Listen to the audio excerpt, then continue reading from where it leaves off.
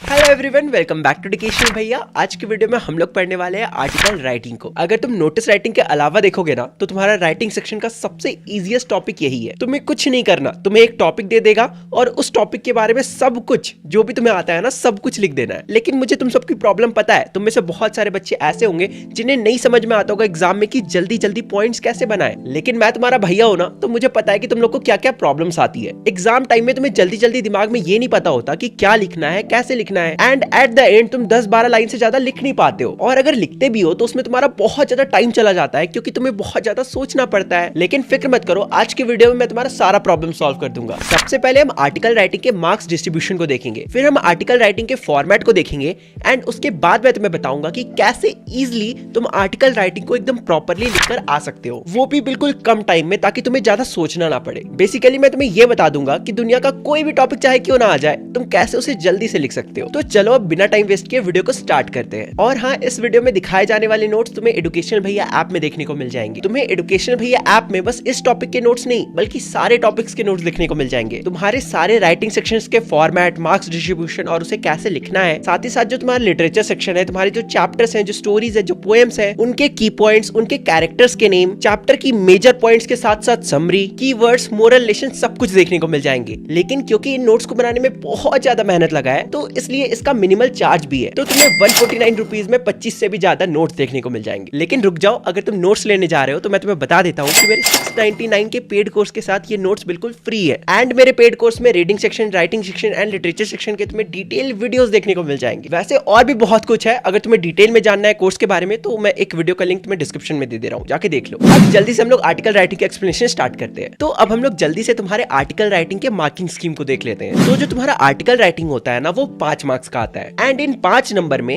1 number तुम्हारा format का होता है, 2 नंबर तुम्हारा कंटेंट का होता है, मतलब तुम जो बॉडी में लिख रहे हो ना उसका तुम्हारा 2 नंबर होता है। एंड फिर एक्सप्रेशन का भी 2 नंबर होता है, मतलब तुम जो पूरा बॉडी में लिख रहे हो ना वो किस वे से लिख रहे हो। क्या तुम बॉडी में नए नए आइडियाज का यूज कर रहे हो, अलग अलग फ्रेजेस का यूज कर रहे हो। तो अगर तुम ऐसा कर रहे हो तो तुम्हें इन 2 नंबर में से 1 नंबर मिल जाएंगे। एंड बचे हुए 1 नंबर तुम्हें तब मिलेंगे जब तुम पूरे बॉडी में ज्यादा स्पेलिंग मिस्टेक्स नहीं करोगे या फिर ज्यादा ग्रामेटिकल मिस्टेक नहीं करोगे। ठीक है, अब यहाँ पे जो बहुत सारे बच्चों को डाउट होता है ना वो मैं क्लियर कर देता हूँ। बहुत सारे बच्चों को ये लगता है ना कि अगर वो बहुत सारे स्पेलिंग मिस्टेक्स करेंगे तो टीचर उनका ज्यादा मार्क्स काट लेंगे। लेकिन थैंक टू गॉड कि तुम लोग सीबीएसई में पढ़ रहे हो। सीबीएसई में ऐसा नहीं होता है। चाहे तुम कितनी भी गलतियां करो, तुम्हारा 1 नंबर से ज्यादा कोई भी नहीं काट सकता है, क्योंकि जो तुम्हारा बोर्ड्स का पेपर चेक कर रहे होते हैं तो उस टीचर के पास इतना ही राइट होता है कि वो तुम्हारी स्पेलिंग मिस्टेक में 1 ही नंबर काट सके। तो अगर तुम आर्टिकल राइटिंग को ढंग से लिखते हो एंड तुम बहुत सारी स्पेलिंग मिस्टेक्स भी करते हो तब भी तुम्हें इजिली 5 में से 4 नंबर तो मिल जाएंगे। बट इसका ये मतलब नहीं है कि बहुत सारी स्पेलिंग मिस्टेक्स करके आ जाना। क्लास 12 में हो यार, शर्म करो। तुम लोग को तो स्पेलिंग मिस्टेक और ग्रामेटिकल मिस्टेक नहीं करनी चाहिए, बहुत सारी, मतलब 1-2 तो सबकी होती है, मेरी से भी हो जाती है। तो चलो अब जल्दी से बिना टाइम वेस्ट किए फॉर्मेट को देख लेते हैं। तो तुम्हारे आर्टिकल राइटिंग के फॉर्मेट में सबसे पहले तुम्हें एक हेडिंग देना होता है। अब ये जो तुम्हारा हेडिंग होगा ये तुम्हारे क्वेश्चन में गिवन नहीं होगा, तुम्हें क्वेश्चन को देखकर एक अच्छा सा हेडिंग फॉर्म करना होता है। तुम्हारा जो हेडिंग है ना वो 2 से 4 वर्ड्स के बीच का होना चाहिए, ना 4 वर्ड से ज्यादा का होना चाहिए,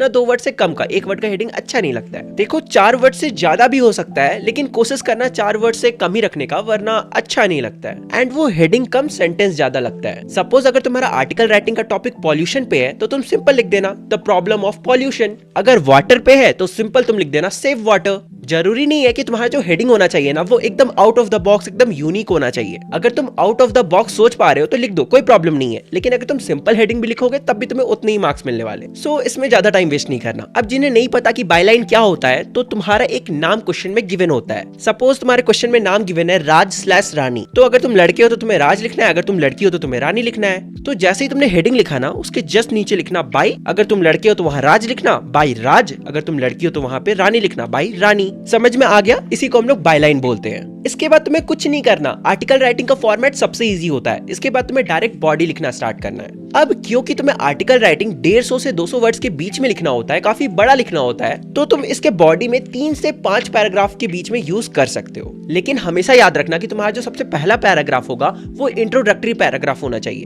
और फिर इसके बाद जो तुम्हारा दूसरा, तीसरा, चौथा, तुम जितने भी पैराग्राफ्स लिख रहे हो लास्ट वाले को छोड़कर, तुम इसके बाद मतलब इंट्रोडक्टरी पैराग्राफ के बाद जितने भी पैराग्राफ लिख रहे हो वो तुम्हारा मिडिल वाला पार्ट आ जाएगा। एंड फिर जो तुम्हारा लास्ट पैराग्राफ होगा, चाहे वो थर्ड हो, चाहे फोर्थ हो या फिफ्थ हो, जो भी तुम्हारा लास्ट पैराग्राफ है वो तुम्हारा कंक्लूजन वाला पैराग्राफ होगा। अब देखो एक राज की बात बताता हूं, तुम्हारे आर्टिकल में इंट्रोडक्शन और कंक्लूजन वाला पैराग्राफ सबसे ज्यादा मायने रखता है, क्योंकि सच बताओ तो किसी भी टीचर के पास इतना फालतू टाइम नहीं होता है कि वो लोग बैठ के तुम्हारा पूरा आर्टिकल पढ़ेंगे। ऊपर से जो तुम्हारा बोर्ड्स का पेपर चेक कर रहे हैं ना, उनको दिन भर में 100 पेपर से ज्यादा चेक करना होता है, तो वो लोग सबसे ज्यादा ध्यान इंट्रोडक्शन और कंक्लूजन में ही देते हैं। तो इसलिए कोशिश करना कि इंट्रोडक्शन वाले पैराग्राफ में हमेशा आई कैची फ्रेजेस का यूज करो। इसके अलावा मैं तुम्हें एक जादुई चीज बताता हूँ, हमेशा 5WH इस चीज को याद रखना। 5WH तुम्हारे 5W में आएगा when, where, why, what, who, और H का मतलब हो गया हाउ। तो अब चाहे तुम्हारे पास दुनिया का कोई भी टॉपिक हो, तुम इन क्वेश्चंस का तो आंसर आराम से कर सकते हो।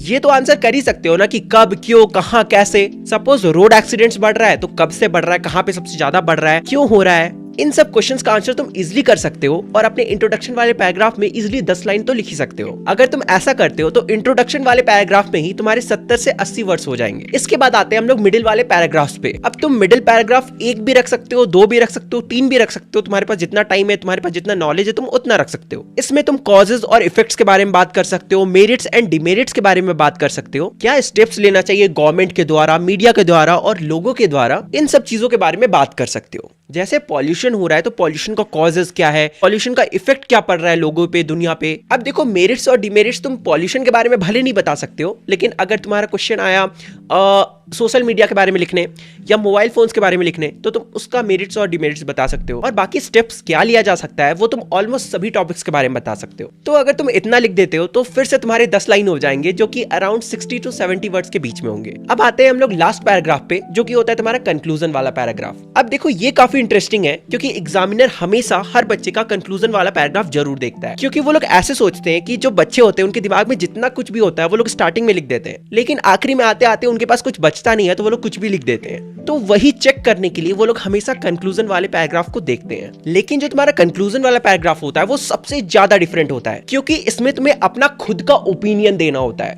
ये एक ऐसा पैराग्राफ होता है जिसमें तुम रिकमेंड कर सकते हो, अपना कमेंट पास कर सकते हो, जो तुम्हें लगता है तुम वो बातें कर सकते हो। इवन कि तुम वार्निंग भी दे सकते हो और यहाँ पे ड्राइंग भी कर सकते हो। हालांकि कोई ड्राइंग करता नहीं है, लेकिन फिर भी अगर तुम कर दोगे, अगर तुम्हें टॉपिक से रिलेटेड कोई अच्छा ड्राइंग याद आ रहा है, तुम अच्छे आर्टिस्ट हो, तुम्हें मन कर रहा है वहां पे ड्रॉ करने का, तो तुम कर सकते हो। तुम्हारे मार्क्स नहीं काटे जाएंगे, उल्टा टीचर देखकर खुश हो जाएगा। और ऐसा मैं नहीं बोल रहा हूँ, ऐसा तुम्हारे सीबीएसई के सैंपल पेपर में जब मैं उसके रिस्पॉन्स को चेक कर रहा था तो वहां पे गिवन था। ये जो मैंने फॉर्मेट बनाया ना, ये मैंने ऐसे ही नहीं बनाया, प्रॉपर रिसर्च करा है उसके बाद बनाया है। तो अगर तुम इतना सब कुछ लिख लेते हो तो तुम्हारे आर्टिकल राइटिंग में एक भी मार्क्स नहीं कटने वाले हैं। देखो तुम सबने फॉर्मेट तो देख लिया, लेकिन यहाँ पे कुछ इंपॉर्टेंट पॉइंट्स है, उन्हें ध्यान रखना। इनमें से कुछ मैं ऑलरेडी तुम्हें बता चुका हूँ कि जो तुम्हारा हेडिंग होना चाहिए वो ज्यादा बड़ा नहीं होना चाहिए, काफी आई कैची सा होना चाहिए, जिससे वो तुरंत रीडर का अटेंशन अपनी तरफ खींचे। इसके अलावा जो तुम्हारा इंट्रोडक्शन वाला पैराग्राफ होना चाहिए वो बहुत इंटरेस्टिंग सा होना चाहिए। जैसे कि तुम बोल रहे हो कि इंडिया दुनिया का one of the most populated country में से एक बन गया है, तो इसके साथ एक एविडेंस जरूर जोड़ दिया करो। अब देखो ये जरूरी नहीं है कि वो रियल लाइफ में भी सच हो। अगर सच में सच होती है तो अच्छी बात है, लेकिन अगर सच नहीं भी होती है तो ऐसा नहीं है कि टीचर तुम्हारा मार्क्स काट लेगा। अब तुम एविडेंस कैसे जोड़ोगे? बस अपने आर्ग्यूमेंट के आगे लिख देना इन द सर्वे ऑफ 2024।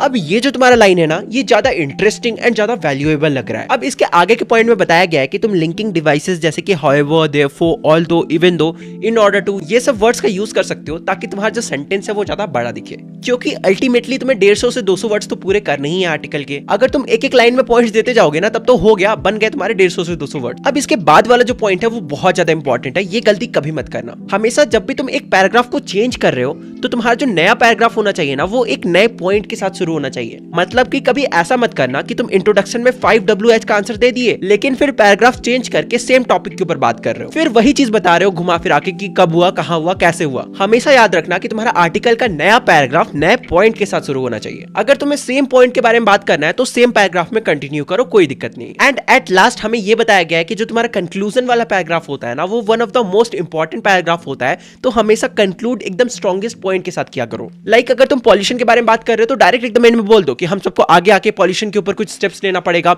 ये करना पड़ेगा, वो करना पड़ेगा। तो एकदम प्रॉपर स्ट्रॉन्गेस्ट पॉइंट के साथ कंक्लूड करना। यही सब चीजें तुम्हें इस पेज में बताया गया है। आई होप सो तुम्हें अच्छे समझ में आ गया होगा। बाकी हाँ, जो मैंने तुम्हें फॉर्मेट बताया है ना, अगर तुम उसे याद रखते हो तो तुम इजीली एग्जाम में 150 से 200 वर्ड्स लिख लोगे। फिर से रिपीट कर दे रहा हूं, जो तुम्हारा इंट्रोडक्शन वाला पैराग्राफ होगा उसमें 5WH से आंसर करना। फिर जो तुम्हारा सेकंड पैराग्राफ होगा उसमें तुम कॉजेज और इफेक्ट के बारे में बात करना, मेरिट्स और मेरिट्स के बारे में बात करना, गवर्नमेंट, मीडिया और लोग क्या स्टेप्स ले सकते हैं उसके ऊपर बात करना, फिर कंक्लूजन वाले पैराग्राफ में अपना ओपिनियन देना, कमेंट पास करना, फ्रेजेस का यूज करना, ड्राइंग भी कर सकते हो, वार्निंग दे सकते हो और भी बहुत सारी चीजें। हाँ, इंट्रोडक्शन वाले पैराग्राफ में भी प्रॉपर फ्रेजेस का यूज कर सकते हो। अगर तुम्हें कोई मुहावरा याद आ रहा है तो तुम उसे भी लिख सकते हो इंग्लिश में। एंड दिस इज हाउ तुम आर्टिकल में फुल मार्क्स स्कोर कर सकते हो। ठीक है, अब जाने से पहले मैं तुम्हारी एक और हेल्प कर देता हूं। देखो, आर्टिकल एक ऐसा टॉपिक है ना जिसके क्वेश्चंस ऑलमोस्ट हर साल रिपीट होते हैं। अभी मैं तुम्हें करीब 16 टॉपिक्स दिखाऊंगा और हर साल इन्हीं टॉपिक्स में से कोई एक घुमा फिरा कर आ जाता है। तो अगर तुम्हारे पास टाइम है कि तुम इन 16 टॉपिक्स के आर्टिकल को प्रैक्टिस कर सकते हो तो कर लेना, अच्छा ही है, तुम फुल मार्क्स ला सकते हो आर्टिकल में। नहीं भी कर पाओगे तो मेरे फॉर्मेट को याद रखना, कोई भी टॉपिक आए कर लोगे आराम से। ठीक है, तो अब तुम लोग से मिलते हैं किसी अगले वीडियो में, तब तक के लिए बाय बाय। एजुकेशनल भैया ऐप में कोर्स को और नोट्स को चेकआउट करना मत भूलना। ठीक है, बाय बाय।